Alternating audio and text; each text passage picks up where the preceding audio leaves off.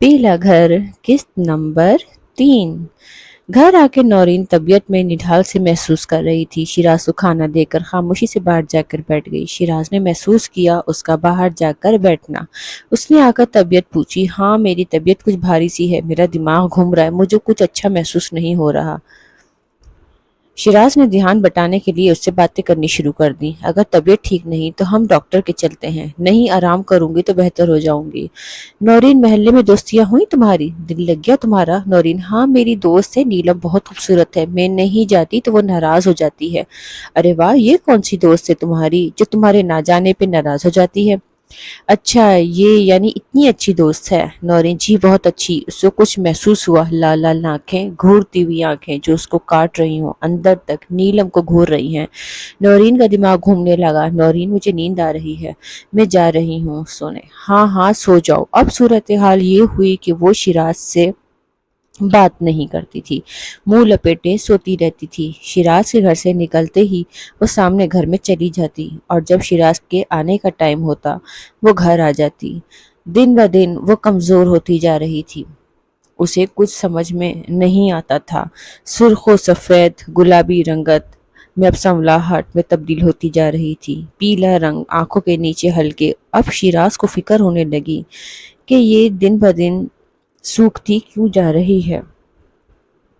घर गंदा पड़ा रहता, उसकी ताकत खत्म होती जा रही थी, कमजोरी बढ़ती जा रही थी, निढाल होती जा रही थी। अब शिराज को फिक्र हुई कि मसला क्या है, ये क्यों ऐसी होती जा रही है। इसकी तबीयत को देखते हुए शिराज ने छुट्टी कर ली, मगर नौरीन ने जबरदस्ती उसे भेजा कि तुम जाओ, मैं ठीक हूँ, मैं सो जाऊंगी।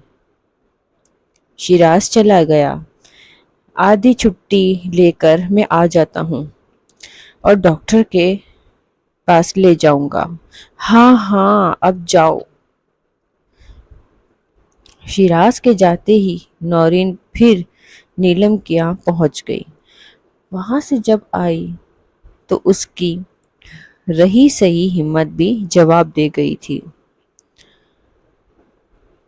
अगले दिन तेज बुखार में फूक रही थी, मगर उसने भी उठने की कोशिश कर रही थी।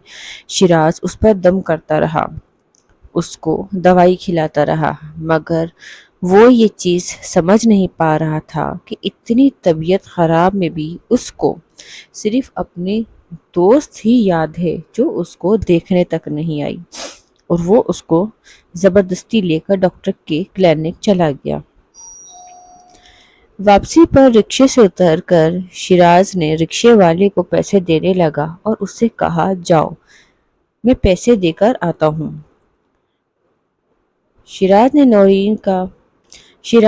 नौरीन का कोई अच्छा वक्त था। ये शिराज की दुआएं रंग ले आई थी।